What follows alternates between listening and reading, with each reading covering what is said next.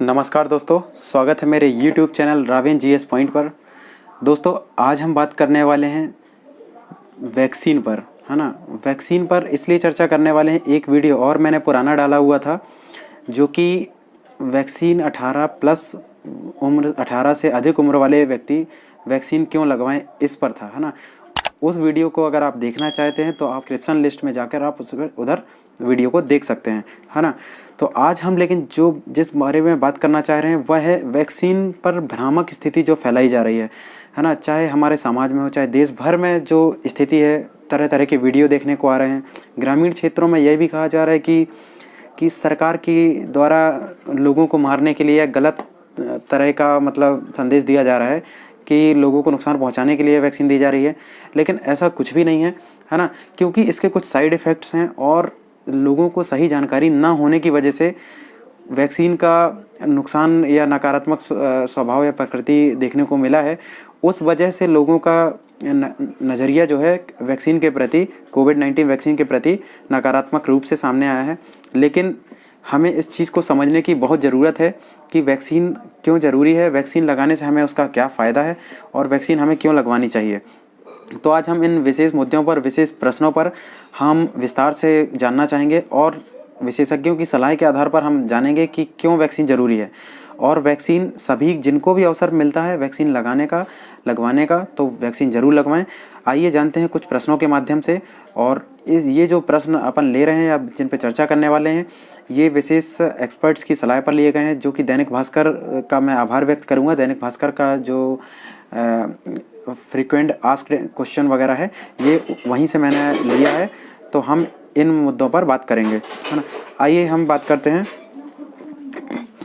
कि जैसे कि जाना गया है कि भारत में या पूरे देश में जो भी वैक्सीन लगाई जा रही है वो कोवैक्सीन है और कोविशील्ड है ना। तो आप स्क्रीन पर देख सकते हैं कि जो भी भारत सरकार द्वारा कोविशील्ड और कोवैक्सीन जो टीका लगवाया जा रहा है उसने जो फैक्ट शीट जारी की थी, है ना। तो उस फैक्ट शीट का उसमें कुछ ज़रूरी बातें दी गई हैं जिन्हें लोगों को जानना ज़रूरी है और उनके आधार पर ही वैक्सीन लगवाएं।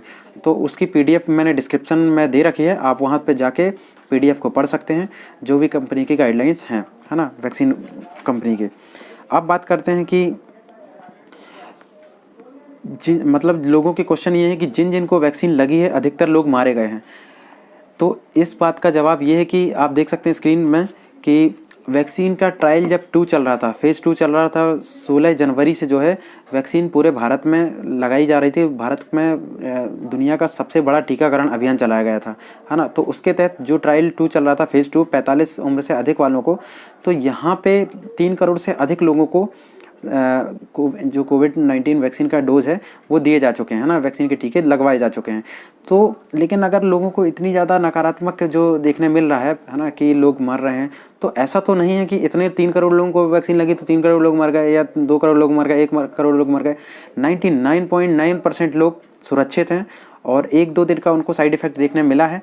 लेकिन एक दो दिन का साइड इफ़ेक्ट्स है वो कुछ ना कुछ लोगों की लापरवाही के कारण या वैक्सीन के कारण भी ऐसा हुआ है, क्योंकि साइड इफ़ेक्ट्स पहले से ही कंपनी ने घोषित किए थे कि ऐसा हो सकता है ना। तो आप देख सकते हैं अब तक 2.82 करोड़ डोजेस 24 घंटे में पूरे भारत में 20.53 लाख डोज दिए गए। ये उस न्यूज़ को जो भास्कर ने अपने न्यूज़पेपर के माध्यम से लोगों को शो किया था। अब बात करते हैं अनिवार्य प्रश्न वैक्सीनेशन से जुड़ा हुआ कि क्या वैक्सीन लगवाना अनिवार्य है।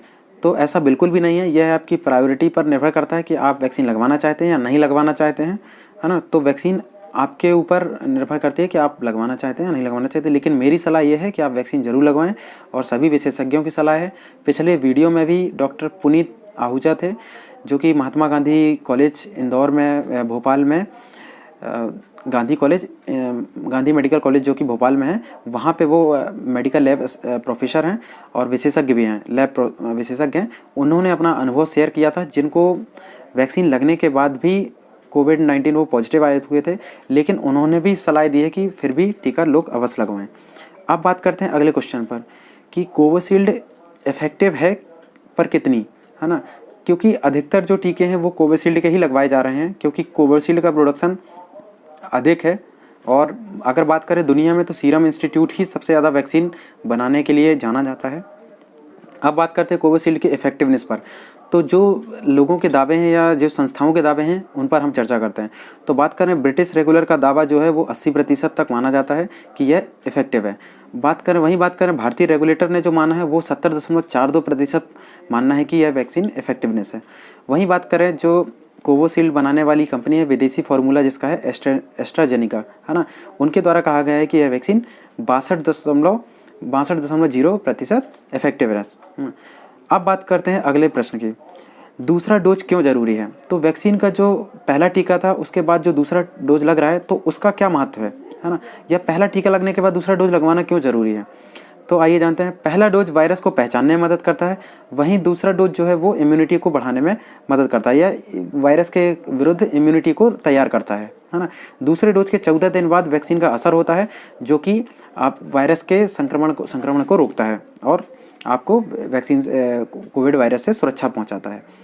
वहीं अब बात करते हैं अगले प्रश्न की कि वैक्सीन के बाद भी इन्फेक्शन हो सकता है। तो क्या वैक्सीन के बाद भी इन्फेक्शन हो सकता है। तो मैंने जैसा कि पिछले वीडियो में बताया था कि डॉक्टर पुनीत आहूजा ने अपना अनुभव शेयर किया था, तो उसको ज़रूर वीडियो को आप देख लीजिएगा। बात करते हैं यहाँ पे बिहार यूपी में वैक्सीन के 2 डोज लगाने के बाद भी इन्फेक्शन हुआ है।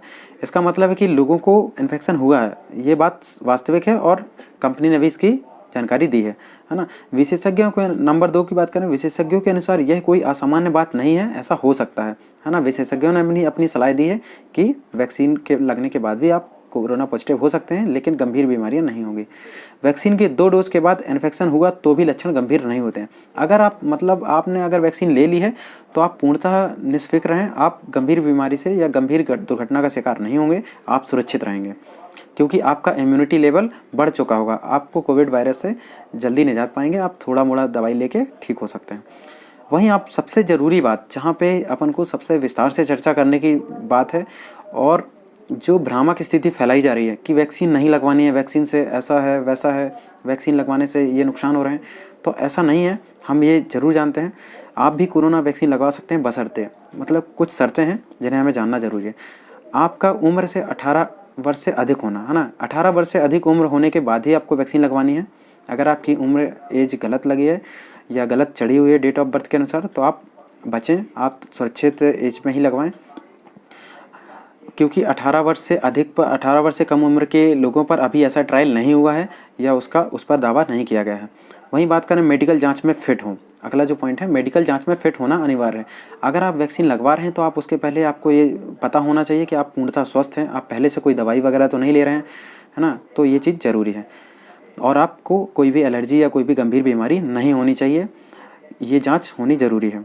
वहीं बात करें कि आप कोई भी ऐसी महिला जो गर्भवती हो, है ना, कोई भी गर्भवती महिला वैक्सीन नहीं लगवाएं क्योंकि वो इसलिए भी ज़रूरी है क्योंकि गर्भवती महिला के गर्भ में एक 18 वर्ष से कम उम्र का है बच्चा या 1 साल का शिशु जो है ना, नवजात शिशु है, वो पल रहा होता था और उसके लिए यह सुरक्षित नहीं है। इसलिए गर्भवती महिलाओं के लिए वैक्सीन सुरक्षित नहीं है। इस चीज़ का हमें विशेष बात का याद रखना है ना। वहीं बात करें कि कुछ ऐसी महिलाएं जो कि स्तनपान करा रही होती हैं, वहाँ पे भी सीधा लॉजिक ये है कि उन्हें क्यों मना किया गया है। महिला के लिए तो सुरक्षित हो सकता है लेकिन जो बच्चा माँ से पोषण ले रहा है, माँ का दूध ले रहा है, तो वो असुरक्षित हो सकता है, उस पर कहीं ना कहीं नेगेटिव इम्पैक्ट हो सकते हैं क्योंकि वह अभी सारे टीके नहीं लिए चुका होता है, उसमें बहुत सारी इम्यूनिटी वीक होती है, उसमें बहुत सारी रोगों का जो वो होता है तो उसका नकारात्मक प्रभाव देखा जा सकता है। इसलिए वैक्सीन नहीं लेनी है ना। स्टडी के वक्त बुखार या बीमार ना हो, मतलब अगर आपने जब आप वैक्सीन लगवाने जा रहे हो या उसके पहले तो आपको किसी भी प्रकार का बुखार या बीमार नहीं होना चाहिए, आपका टेम्परेचर हाई नहीं होना चाहिए, आप कोविड पॉजिटिव भी पहले से नहीं हो, है ना, या आपको बीपी या शुगर की बीमारी नहीं होनी चाहिए, है ना। तो इस प्रकार से आप किसी भी प्रकार से आपको कोई भी बीमारी नहीं होनी चाहिए। बात करते हैं दवा वैक्सीन के प्रति एलर्जिक ना हो। अगर आप कोई ऐसी दवा ले रहे हो जिससे आपको एलर्जी हो तो तब भी आप वैक्सीन को नहीं लें। अब एक और स्थिति ऐसी है कि कई केसेस ऐसे सुनने में आए हैं कि जिन्होंने पहला डोज ले चुके हैं और उनको काफ़ी एलर्जी का सामना करना पड़ा है या काफ़ी दिनों तक नुकसान सहना पड़ रहा है, तो वो लोग भी कृपया इस वैक्सीन से बचें, है ना। तो उन्हें दूसरा डोज लेने की आवश्यकता नहीं है। अगर वो समझ सकते हैं कि पहले डोज में उनको काफ़ी दिक्कतें आई हैं या काफ़ी प्रकार के उनको एलर्जी हुई हैं, तो नॉर्मल एलर्जी होती है, थोड़ा बहुत होती है 1-2 दिन के लिए, तो आप दूसरा डोज ज़रूर लें, क्योंकि साइड इफ़ेक्ट थोड़ा सा हो सकते हैं, क्योंकि जब कोई भी नई दवाई हमारी बॉडी में जाती है तो वो एडजस्ट करने में टाइम लेती है। लेकिन जैसे ही दूसरा डोज, पहले डोज में थोड़ा बहुत इफेक्ट होता है तो दूसरा जरूर लगवाएं। लेकिन अगर आपको पहले डोज में ही इतना ज़्यादा नेगेटिव या नकारात्मक प्रभाव देखने को मिलता है तो आप दूसरा डोज नहीं लगवाएं, है ना। तो गलत आपको जानकारी में नहीं पड़ना है, आपको वैक्सीन ज़रूर लेनी है ना। वहीं बात करें, आप नोट में देख सकते हैं, ऑक्सफोर्ड और एस्ट्राजेनेका के कोरोना वैक्सीन कोविशील्ड के फेज़ 2/3 ट्रायल्स के लिए एनरोलमेंट शुरू हो गया है। यदि आप पात्र हैं तो एनरोल करा सकते हैं। अभी वास्तव में बात करें तो 18+ से अधिक उम्र के लोगों के लिए भी वैक्सीन का सरकार ने दावा किया है और घोषणा कर दी है। कई राज्यों में जो है वैक्सीन उपलब्ध है, कई राज्यों में वैक्सीन का प्रोडक्शन उतना नहीं हो पा रहा है या केंद्र सरकार उन्हें प्रोवाइड नहीं करा पा रही है। लेकिन जैसे ही जिन लोगों को अवसर प्राप्त होता है आप वैक्सीन ज़रूर लगवाएं, है ना। अब जान लेते हैं आपको कोरोना वैक्सीन लगवानी है कि नहीं। तो अपन ने इस मुद्दे पे जो है चर्चा कर ली है कि अगर आपको किसी दवा खाने की चीज़ या किसी दूसरी वजह से कोई एलर्जी हुई है तो कोविशील्ड बिल्कुल ना लगवाएं, क्योंकि कोविशील्ड की फैक्ट शीट जो अपन ने देखी है और मैंने PDF में रूप में दे रखी है डिस्क्रिप्शन में, तो आप वहाँ पर देख सकते हैं। अगर आपको बुखार या जुकाम है तब भी वैक्सीन नहीं लगवानी है। अगर थैलीसीमिया के पेशेंट हैं या ब्लड की बीमारी है तो आपको वैक्सीन का डोज बिल्कुल नहीं लेना है। अगर कोई महिला प्रेग्नेंट है या फिर बच्चा प्लान करने की तैयारी पर है तो उसे वैक्सीन लेना नहीं है। ब्रेस्ट फीडिंग करा रही माओं को भी वैक्सीन की खुराक नहीं लेनी है ना। यानी कि जो महिलाएं स्तनपान करा रही हैं अभी बच्चों को, जिनके बच्चे छोटे हैं, तो उन्हें भी वैक्सीन नहीं लेनी है। इसके अलावा पहली डोज के बाद अगर कोई एलर्जी हुई है तो उन्हें वैक्सीन नहीं लेनी है। मतलब पहली वैक्सीन का डोज लेने के बाद अगर आपको गंभीर बीमारी या गंभीर नकारात्मक प्रभाव देखने मिले हैं तब भी आपको दूसरा डोज नहीं लेना है, आपको बचाव करना है। 2 डोज में होना चाहिए कितना गैप, है ना। मतलब 1 डोज के बाद जो बीच का गैप है दूसरे डोज के बीच में, तो उसका गैप कितना होना चाहिए। जनरली लोगों को ये सवाल होता है कि हम कब वैक्सीन लगवाएं, दूसरा जो डोज है वो कब लगवाएं। तो सीरम इंस्टीट्यूट के मुताबिक वैक्सीन की पहली डोज देने के बाद 4 से 6 सप्ताह का अंतर होना चाहिए, है ना। तो आपको 4 से 6 सप्ताह का गैप जरूर देना है। और आपके पास रिपोर्ट कार्ड होगा जो आपने पहली वैक्सीन के टाइम पे लगवाया था या लिया था। कोविशील्ड के हो सकते हैं ये साइड इफ़ेक्ट। तो साइड इफ़ेक्ट की अगर चर्चा करें तो आपको जो फैक्ट शीट जारी की गई है आप उसमें पढ़ सकते हैं। आपको रूल्स पता होने चाहिए क्या क्या है, तब आप वैक्सीन लगवाएं। अगर आपको कोई गंभीर बीमारी तो आप बिल्कुल भी वैक्सीन नहीं लगवाएं, क्योंकि जो भ्रामक स्थिति आज देखने मिल रही है वो इसी कारण देखने मिल रही है ना। आज बहुत सारे लोग, पढ़े लिखे लोग, समझदार लोगों ने जानकारी नहीं है, उचित जानकारी नहीं है और उन्होंने वैक्सीन ले रखी है। तो उन्हें पता होना चाहिए कि अगर वो शुगर का पेशेंट है या उनके घर में कोई TB का पेशेंट है या कोई भी बड़ी बीमारी का पेशेंट है तो वो लोग वैक्सीन ना लें, क्योंकि वहाँ पे जब ऑलरेडी हम जैसे हमें शुगर है या हम BP के पेशेंट हैं तो हम ऑलरेडी कहीं ना कहीं दवा ले रहे होते हैं। वो दवाएं और नई वैक्सीन दोनों का जो रिएक्शन होगा वो कहीं ना कहीं नेगेटिव इम्पैक्ट डाल सकता है। इसलिए हमें वैक्सीन अभी नहीं लेनी है ना। मतलब जब इन पे रिसर्च हो जाएगी, तब जब कंपनी की गाइडलाइन आएंगी या और भी रिसर्चेस होंगी तब हम इस पे जानकारी ले लेंगे। साइड इफ़ेक्ट की बात करें तो साइड इफ़ेक्ट के लिए कंपनी सीरम इंस्टीट्यूट के द्वारा एक नंबर जारी किया गया है, जिनके आधार पर हम कंपनी को अपने सुझाव दे सकते हैं, कंपनी को मेल कर सकते हैं। बात करें अगर टोल फ्री नंबर की, तो सीरम इंस्टीट्यूट ने 1800-1200-124 एक टोल फ्री नंबर दे रखा है जो आप स्क्रीन पर देख सकते हैं।